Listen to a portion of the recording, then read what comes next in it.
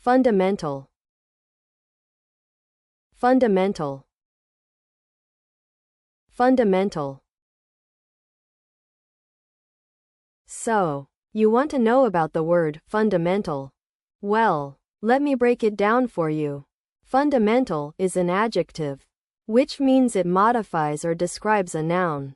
In common usage, we use it to describe something that is basic, essential, or underlying. For example, the fundamental rules of the game are simple.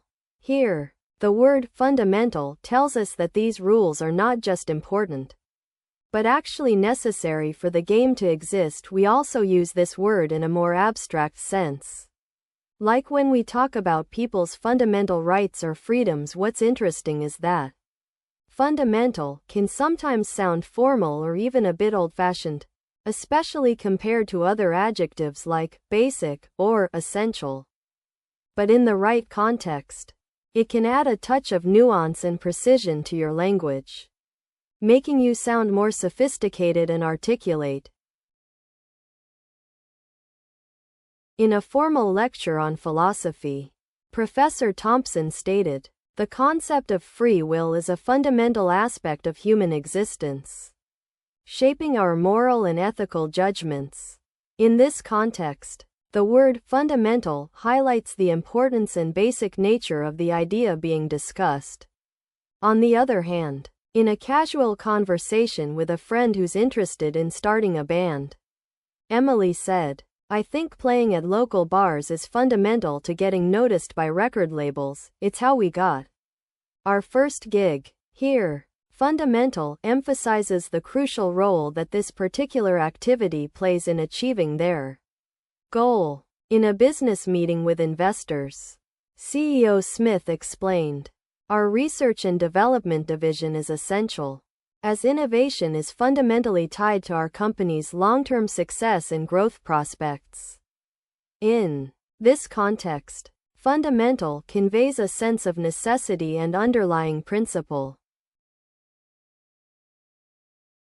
So you want to know about this important concept?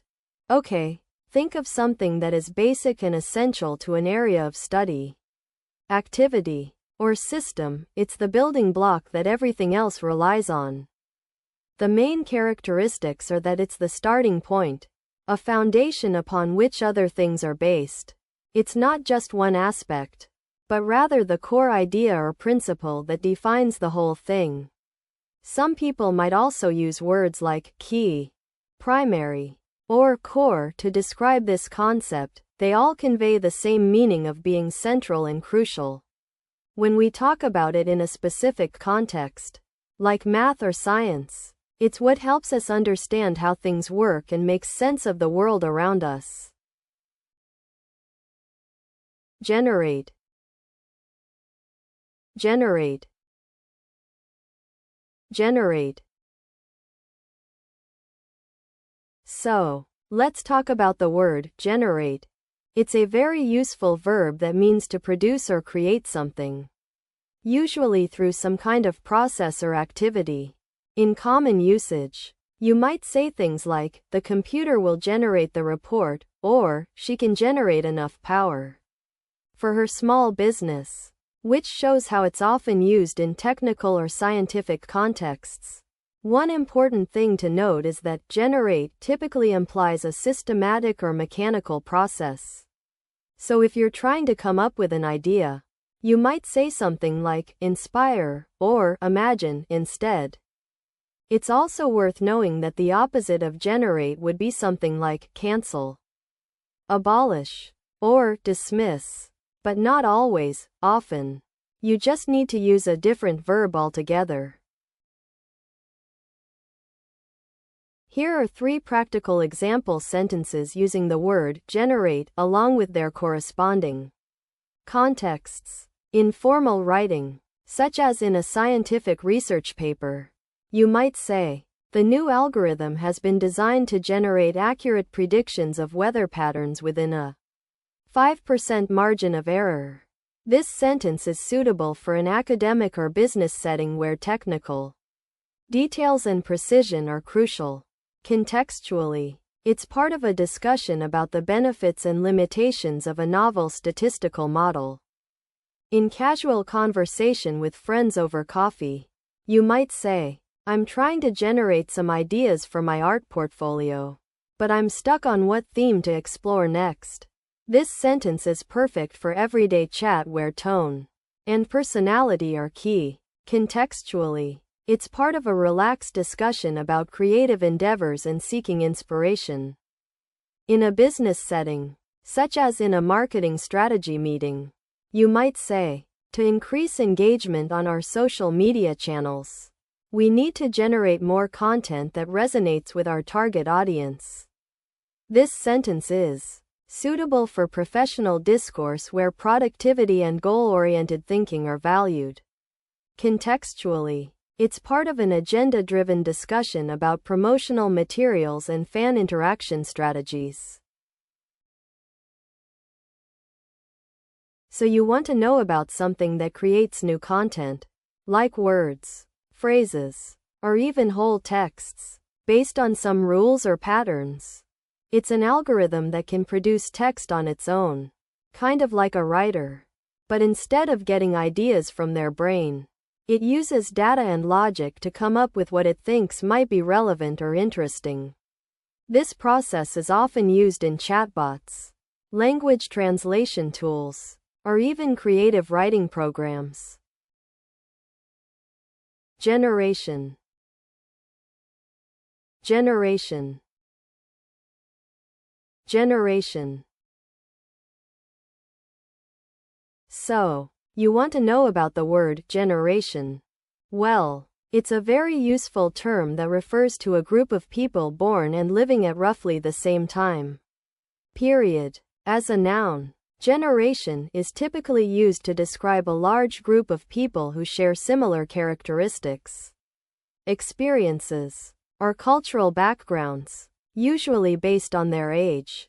For example, you might hear someone say, "the baby boomer generation," or "my generation grew up with smartphones." The key thing to remember is that it's a collective term that describes a whole group of people, not an individual person. It's commonly used in social, cultural, and historical contexts, and can be quite useful for discussing big trends, attitudes, and events that are shared among people within a certain age range.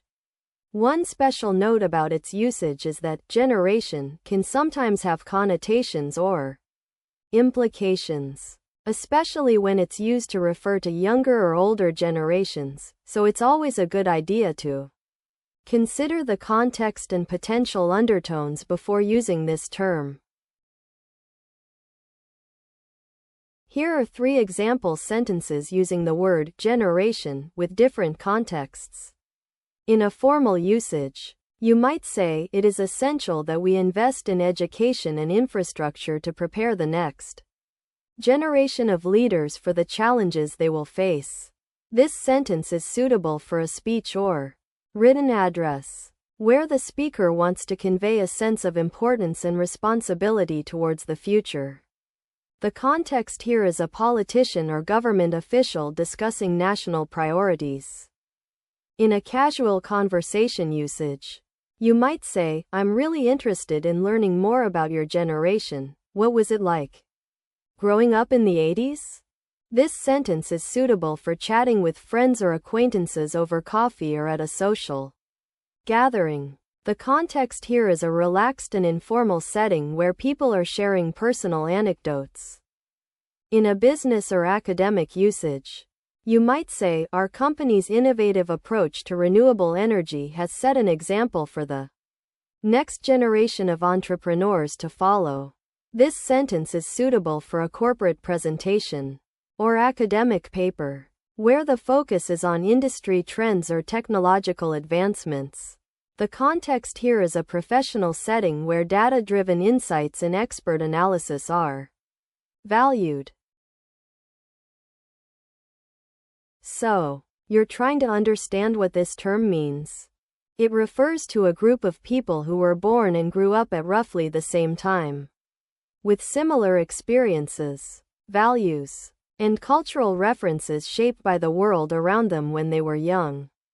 Think of it like a big cohort or wave of people who share common memories, attitudes, and ways of thinking that are influenced by the events and technological advancements of their youth. This concept is often associated with words like cohorts or waves, and it's used in sociology, marketing, and other fields to describe how groups of people behave, consume, and interact differently depending on when they came of age. Does that make sense?